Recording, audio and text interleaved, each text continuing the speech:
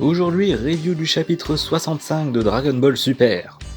Mais avant ça, je voudrais quand même donner quelques explications sur le fait que j'ai pas fait de review sur les précédents chapitres. Premièrement, j'ai été très occupé avec mes autres projets. J'ai fait au mieux pour boucler au plus vite la partie 2 de l'animation avec Beerus et Nobu. J'ai débuté le fan manga sur Earth de Super Dragon Ball Hero. Je suis en train de monter le dossier d'édition pour mon manga Symphony of Angels. J'avais quelques sprites animations sur le feu que je voulais absolument boucler. Et entre deux, j'ai réussi à trouver un petit travail, donc c'est devenu un peu plus compliqué de faire des vidéos. Tout ça a fait que j'ai pas eu réellement le temps de couvrir les reviews de Dragon Ball Super. Et vu que c'est pas le truc qui importe le plus sur la chaîne, j'ai pas trop voulu m'attarder là-dessus. Et la deuxième raison, qui est certainement la plus importante, eh bien tout simplement je commençais à en avoir marre de Dragon Ball Super. En fait, plus ça avance et après avoir relu l'ensemble des bouquins, et des scans, eh bien je me suis rendu compte qu'il y a énormément de soucis au sein de l'œuvre. Au point même où j'ai fini par préférer Dragon Ball Hero. Enfin, Super Dragon Ball Hero, c'est la même chose quoi. Et je pense que je ferai une vidéo dédiée là-dessus sur le pourquoi du comment je préfère Dragon Ball Hero à Dragon Ball Super. Ce n'est pas réellement le débat ici, donc on va plutôt se recentrer sur la review. Et donc oui, pourquoi je fais une review alors que je dis que j'aime de moins en moins Dragon Ball Super, simplement que là j'ai quand même quelques petits trucs à dire qui peuvent être sympas.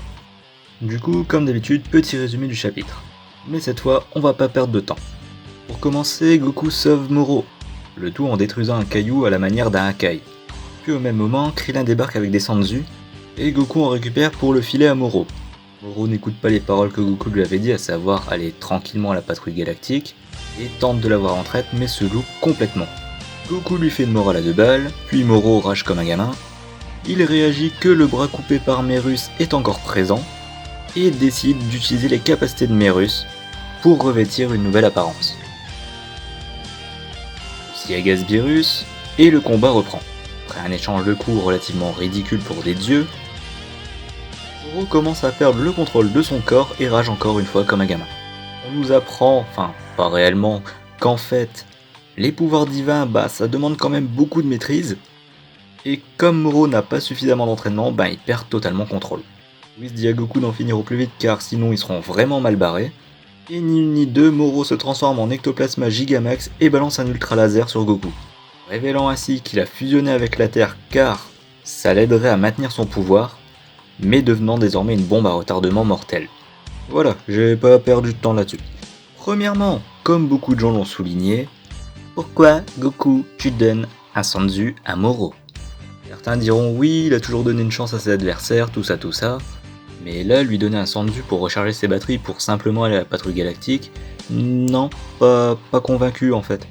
Si on prend le cas de Freezer par exemple, Goku lui avait donné une chance, Freezer n'a pas su la prendre, Goku l'a achevé juste derrière. Pour le cas de Cell, sachant que là la scène est réellement très similaire en plus, Goku lui avait donné un Sanzu car il était certain que derrière Gohan allait lui latter sa race. Dans le cas de Boo, Goku avoue avoir merdé quand il était en Super Saiyan 3 et qu'il aurait pu finir au plus vite, mais il voulait que ce soit la relève qui s'en occupe. Pour le combat final contre Majin Buu, il avait prévu d'en finir en étant en Super Saiyan 3, mais ça s'est pas passé comme prévu. Ici on a un Goku qui tente de parlementer avec un super meurtrier de la mort qui tue, alors qu'il y a un potentiel danger juste derrière, mais le gars le recharge quand même. Donc honnêtement je suis pas convaincu du tout par cette scène. Pour ce qui est du bras de Moro qui a été coupé par Merus là, 2 options. La première, parce que ta gueule c'est magique, ils vont réussir à faire revenir Merus par le biais de ce bras qui était resté sur la touche.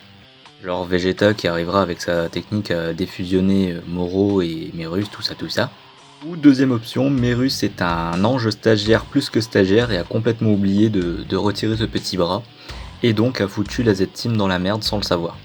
À ce sujet-là, un truc m'interpelle encore. Sur le papier, Moro absorbe les capacités, mais pas la puissance.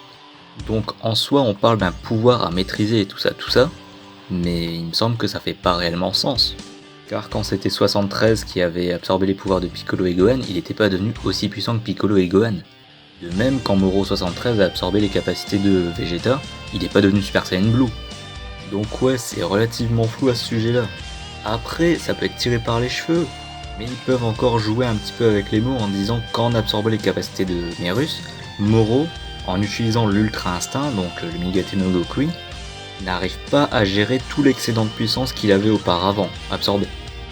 Là-dessus, ils peuvent encore se rattraper, mais c'est quand même très très juste. Pour ce qui est du combat Goku-Moro, eh ben sincèrement, j'ai été déçu. On revient encore une fois sur cet argument, mais un combat Goku SSJ God contre Beerus même pas à fond, ça a fait frémir l'univers. Là je suis d'accord, il y a eu un impact.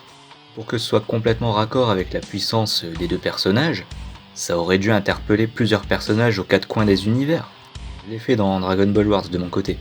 Imaginez juste une page avec les deux points qui s'entrechoquent et tout autour il y aurait tout plein de personnages qu'on aurait vu pendant le tournoi du pouvoir ou même des jeux de destruction ou même d'autres personnages. Ne serait-ce que le Kaio du Nord. Le mec il est absent depuis X temps. Mais là non, ils se contentent de mettre une patate, ça fait un petit peu d'explosion et ils font la course autour de la Terre. Même Gotenks SSJ3 il est bas. Et pour ce qui est des déformations de Moro, à savoir le point qui grandit, puis le corps, puis le torse, etc. J'ai trouvé l'idée relativement bien amenée. Certes, ça fait extrêmement écho à celle deuxième forme qui voulait se faire sauter là, ou à Zamasu qui perd complètement le contrôle de son corps, et surtout tel que ça l'a été décrit à Sagambo qui n'a pas su assumer toute la puissance que Moro lui avait insufflée. Je trouve l'idée sympa car ça montre vraiment qu'un personnage ne peut pas forcément maîtriser un pouvoir qui n'est pas sien. Mais le fait que Moro fusionne avec la Terre, ça, j'étais pas... Non, en fait non. L'idée en soi n'est pas absurde, mais je sais pas, je trouve qu'on est complètement parti de ce que le personnage était censé être, à savoir un bouc cosmique qui mange des planètes. Un simple méga burn-out de Moro aurait suffi à mes yeux, mais je pense savoir où est-ce qu'ils veulent en venir avec cette histoire en mettant un semblant de danger, comme quoi la Terre va exploser, tout ça. Et très certainement pour mettre en valeur Vegeta qui n'a même pas fait une petite apparition dans ce chapitre. Comme quoi avec sa technique il va pouvoir réussir à diffusionner la Terre et Moro et au passage peut-être Myrus. Et ensuite là, quelqu'un va l'achever. Quelqu'un, soit Goku, soit Vegeta, bah j'espère que ce serait Vegeta quand même. Ou Beerus, enfin bref, quelqu'un l'achèvera. Juste pour prestige, je veux que ce soit Jaco qui le défonce. Enfin bon, disons que cet arc commence à traîner de plus en plus et pas pour le meilleur. Et le gros souci de cet arc, c'est que indépendamment, quasiment tous les chapitres sont relativement corrects, mais mis bout à bout, ça veut tellement rien dire. Enfin, je sais pas, il y avait tellement d'enjeux quand on était sur la planète Namek, puis tout s'est annulé quand Moro est arrivé sur Terre. Ils ont changé un peu les pouvoirs de Moro, comme quoi il pouvait pas tout absorber autour de lui. D'ailleurs là, il a même pu chercher à absorber l'énergie de quiconque. Certes, il était censé être rassasié, mais quand même. Et là, les événements ne font que durer et il n'y a quasiment aucun réel drama, car on sait que la situation va très vite être désamorcée. Je vais peut-être me répéter, et ça fait un petit peu écho à ce que je disais au début de la vidéo, comme quoi je préfère Super Dragon Ball Hero sur certains points. C'est au niveau du développement des personnages en fait. Cet arc n'aura quasiment rien apporté à mes yeux. C'est que mon avis, hein. Mais genre Piccolo qui était devenu quelqu'un d'ultra sage et réfléchi, ben il a rien fait d'exceptionnel, il a même pas cherché de solution valide pour niquer Moro. Le pauvre il a fait que se prendre toutes ses techniques dans sa tronche. Gohan a eu un mini quart d'heure de gloire mais sans plus. Vegeta qui a fait chier son monde pour aller s'entraîner sur Yardrat et au final être complètement inutile dans le combat. Hormis peut-être pour la scène finale, mais hormis ça, il n'y a pas eu de développement de personnage. Goku, j'ai même pas de commentaires à faire là-dessus tellement j'en suis déçu. Genre au tout début de l'arc, le mec il se rend compte que Moro c'est un gars ultra vénère et tout. On a eu un Goku qui a eu une prise de conscience, mais ça s'est très vite désamorcé par la suite. Le gars il était censé finir son ennemi, au final il le soigne et il crée une bombe à retardement mortel. Beerus qui n'a strictement rien foutu de l'arc, même pas une punchline, rien, il était juste là pour commenter des trucs et rager comme un gamin. Et Whis qui à plusieurs reprises dans cet arc il a pris parti pour Goku etc, comme là en plus il vient de sauver quand même Krillin et Jaco. Le tout en conseillant Goku comme quoi il devrait en finir avec Moro. Et il se passe rien pour lui, Myrus lui il a mis une patate et il est mort. Bref, grosse déception en général. Il y a même un élément qui aurait pu être grave sympa mais qu'ils ont même pas posé le doigt dessus. Ça aurait été un petit caméo de Broly. Je dis pas qu'il aurait dû faire partie intégrante de l'arc. Mais simplement voir Moro passer à côté de la planète Vampa et voir Broly, Chilai et Lemo voir un mec dans le ciel qui bouffe des planètes, ne serait-ce que ça et que le Broly soit interrogé par la situation, ça aurait été sympa pour montrer comme quoi il fait partie intégrante de l'histoire, car là, hormis une page bonus ou deux, je sais plus trop, à son sujet, ben on n'a plus trop de nouvelles en fait. Donc ouais, pour la fin de cet arc, j'espère juste que Vegeta va réussir à défusionner un peu tout ce qui fait partie de Moro actuellement, qu'on le revoie sous sa forme de bouc, parce que ça franchement c'est le truc que je veux revoir, il avait grave du style quand il était comme ça, et que Goku lui Hakai sa face. Il avait le Hakai dans l'arc Zamasu, il ne l'a pas réutilisé depuis, là ce serait le moment opportun pour montrer que Goku c'est le big boss. Et après ça, il semblerait qu'il y aurait plusieurs arcs de prévus après l'arc Moro. Si je dis pas de conneries, c'est 3 arcs. 3 arcs avant d'arriver à la période End of Z, là où il y a le 28ème Tenkaichi Budokai. Ça fait court quand même. Mais dans un sens, ça veut dire que les auteurs ont encore des trucs à raconter. Et par conséquent, ça peut permettre aux fans de rêver encore sur quelques petites informations qu'on avait eues avant.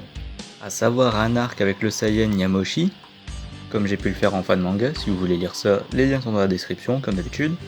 Je vais vous sortir un scénar complètement pété, mais dans le cadre de Dragon Ball Super, ça pourrait fonctionner. Ça pourrait faire écho à plein de trucs et ce serait vraiment sympa, comme ça réexploiterait un petit peu le lore de Dragon Ball. Imaginez, Freezer il va consulter Zuno, pas Zeno, Zuno, le petit sumo, un gros sumo, qui sait tout. Il lui demanderait où se trouve la machine temporelle de l'univers 12, car oui, Zamasu a dit qu'il avait gardé une machine temporelle en réserve, mais depuis on n'a pas eu de nouvelles. Freezer retrouve cette machine et décide de retourner à l'époque des Saiyans primitifs. Oui, je suis d'accord, ça ferait encore un arc avec Freezer, ça serait redondant, mais on est dans Dragon Ball Super donc je m'en fous. Voyant ça, on aurait Goku, Vegeta et pourquoi pas Broly retourner à l'époque de Yamoshi pour contrecarrer Freezer. Sauf que, au moment où ils se retrouvent dans cette timeline, ce serait pendant la grande guerre entre Saiyan Maléfique et Yamoshi et ses potes. Comme j'ai pu faire dans mon fan manga. Et donc, on aurait un Goku et Yamoshi faisant équipe contre les Saiyan Maléfiques, et en même temps contre Freezer. Et une fois fini, pouf, ils rentrent chez eux et voilà. Et je vois venir ceux qui disent « Mais oui, mais quand tu crées une nouvelle temporalité dans Dragon Ball, ça n'efface pas la précédente. » Je pense que Freezer, lui, peut simplement rester dans une temporalité qui n'est pas la sienne, tant qu'il n'y a plus de Saiyan. Lui, je pense que ça lui convient. Donc ouais, ça, ce serait une première idée que j'aurais de suite à Dragon Ball. La deuxième idée, ce serait de voir un truc sur Goten et Trunks, les éternels oubliés de Dragon Ball Super. Il n'y a pas besoin d'un truc trop compliqué quand ça concerne ces deux-là. On peut tout simplement écarter Goku et Vegeta du scénario en disant qu'ils sont complètement claqués de leur combat contre Moro et qu'ils doivent se reposer. Et admettons, on aurait un problème dans un autre univers. Goten et Trunks sont chargés de s'en occuper car Goku et Vegeta ils peuvent pas. Le tout supervisé par Gohan et pourquoi pas l'aide de Broly. Oui, je veux mettre Broly dans toutes mes idées, je suis désolé. Et voilà, il se passe une petite aventure, je vais pas dire à la Dragon Ball GT, mais pas loin quoi, un petit truc dans l'espace, avec Goten et Trunks, et ça tiendrait sur un arc, ils sont largement capables de le faire. Et dernière idée, comme j'ai pu faire dans ma fan animation DBS Virus avec le personnage de Nobu, ce serait qu'une entité divine vienne à se réveiller à cause de tout le bordel que Goku et Vegeta ils ont foutu sur les dernières années. Que ce soit un ancien Akaishin, un ange ou tout ce que vous voulez, tant que c'est une nouvelle divinité qui se ramène, comme par exemple Zarama, là, le créateur des Super Dragon Ball, je pense qu'une entité supérieure qui viendrait punir Goku et Vegeta pour toutes les conneries qu'ils ont fait, ce serait un choix judicieux. Un truc comme ça pourrait tellement partir en mode Civil War, genre certains univers défendraient l'univers 7, d'autres seraient là en mode non c'est des enfoirés, un peu comme on avait eu dans le tournage du pouvoir, et ça donnerait une raison valide de revoir certains personnages se foutre sur la gueule ou faire équipe justement pour affronter cette entité supérieure. Donc ouais, j'espère qu'on aura quand même des informations assez rapidement sur la suite des événements, et voir comment tout ça évolue.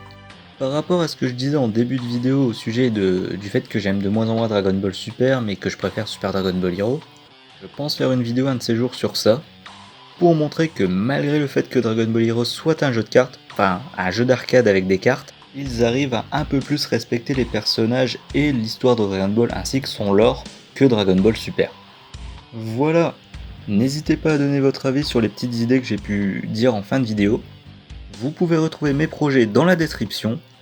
Et n'oubliez pas, Dragon Ball Super et les échelles de puissance, c'est une grande histoire. Sur ce, je vous dis à la prochaine.